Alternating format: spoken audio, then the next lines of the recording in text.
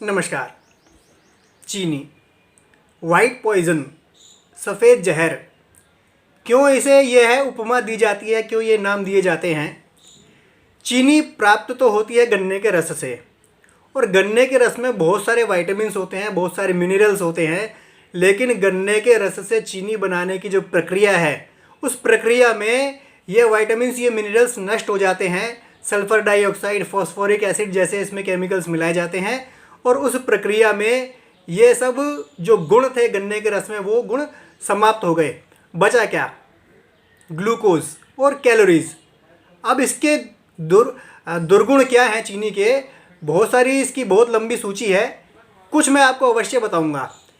Calcium का metabolism बिगड़ जाता है, और जब कैल्शियम का मेटाबॉलिज्म बिगड़ता है तो जहाँ पर ये डिपॉजिट होने चाहिए कैल्शियम, वहाँ पर तो डिपॉजिट होता नहीं है, कहीं और डिपॉजिट होने लगता है। तो जिस चीज़ को जहाँ नहीं होना चाहिए वो वहाँ पहुँच गई तो नुकसान ही करेगा। और क्या नुकसान होता है? हमारे आंतों में बी कॉम्प्लेक्स बनाने वाले बैक्टीरिया होते हैं। चीनी उन बैक्टीरिया को नष्ट कर देती है, और जब वो बैक्टीरिया नष्ट होते हैं तो बी कॉम्प्लेक्स नहीं बनता, इंसुलिन का प्रोडक्शन कम होता है। कहा जाता है कि चीनी ज़्यादा खाओगे तो डायबिटीज़ हो जाएगी, एक कारण उसका ये भी है। और क्या नुकसान होता है चीनी ज़्यादा खाने से? ग्रोथ हार्मोन्स कम हो जाते हैं, बुढ़ापा जल्दी आता है, बच्चों में हाइपर एक्टिविटी इससे बढ़ती है। जो बहुत ज़्यादा चीनी खाते हैं उन्हें एक्जिमा होने का खतरा रहता है। और क्या होता है? खून गाढ़ा हो जाता है। और क्या होता है? जो हमारी कैपिलरीज हैं, जो सूक्ष्म रक्त वाहिनी है, उनके अंदर फिर रक्त का प्रवाह कम हो जाता है, हड्डियों के रोग होते हैं, दांतों के रोग होते हैं।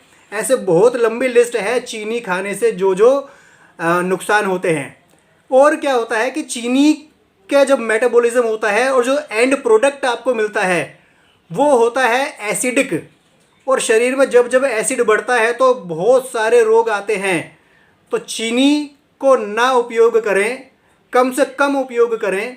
तो क्या उपयोग करें? मीठा तो आपको अवश्य चाहिए, तो क्या उपयोग करें? चीनी को आप हटाकर कच्ची खांड का उपयोग करें, बूरा का उपयोग करें, देसी बूरा।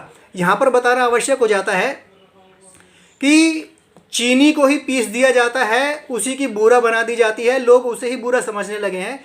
लेकिन जो देसी बूरा होती है वो पीलेपन पे होती है, वो बिल्कुल सफ़ेद नहीं होती। और क्या है? जो कच्ची खांड है उसमें तो कोई मिलावट की गुंजाइश होती नहीं। तो आप ये दो वस्तुओं का उपयोग करें, देसी बूरा या कच्ची खांड। अब चीनी को तो बोल दिया वाइट पॉइजन, ये हो गया आपका दुश्मन। एक दोस्त भी है आपका, गुड़।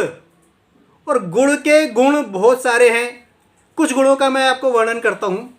आयरन, इसके अंदर आयरन भरपूर होता है। कैल्शियम और फॉस्फोरस का बहुत अच्छा संतुलन होता है।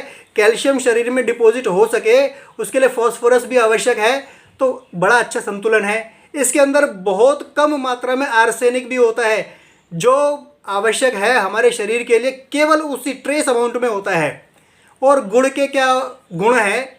जच्चा, जब बच्चा पैदा होता है, जो स्त्री जो होती है उसको 40 दिन तक, डिलीवरी के बाद में 40 दिन तक गुड़ दिया जाता है, उसके अलग अलग रेसिपी बनाकर दी जाती है। तो जो भी क्लॉट्स हैं ये उसको बाहर कर देता है, एक्सपेक्टोरेंट का काम करता है, डिटॉक्सिफिकेशन का काम करता है। और क्या इसके गुण हैं? मजदूर, जो मजदूर होते हैं उन्हें ये गुड़ दिया जाता है जब उनकी शिफ्ट खत्म हो जाती है, ताकि धूल से जो दुष्प्रभाव हुए शरीर में, उन दुष्प्रभावों को दूर किया जा सके। एक बहुत बढ़िया कहावत है, भोजन करने के बाद में जो तोला भर गुड़ खाए, कैसा भी भोजन करे सबका सब पच जाए। तो खाना हजम करने के लिए भी गुड़ बहुत आवश्यक है। बहुत लंबी सूची है गुड़ के गुणों की। जॉइंडिस के अंदर भी गुड़ बहुत लाभकारी है। लेडीज़ की जो मेंस्ट्रुअल प्रॉब्लम होती है, मासिक धर्म की जो समस्या होती है, उसके अंदर भी गुड़ बहुत लाभकारी है। पूरे गुण मैं बता भी नहीं पाया हूँ, और भी बहुत सारे गुण हैं, लेकिन ये गुण तभी आपको प्राप्त होंगे जब गुड़ देसी होगा। और देसी गुड़ कौन सा होता है? जो गहरे रंग में होता है। आजकल क्या हुआ कि उसमें केमिकल्स मिला दिए जाते हैं उसका रंग हल्का करने के लिए केवल। तो इसलिए ध्यान रखें, जो गुड़ गहरेपन में होगा, जो गाढ़े रंग का होगा, वो गुड़ देसी गुड़ होगा। तो आप अपने शत्रु को पहचाने, अपने मित्र को पहचाने, शत्रु को हटाएं और मित्र को बुलाएं। नमस्कार।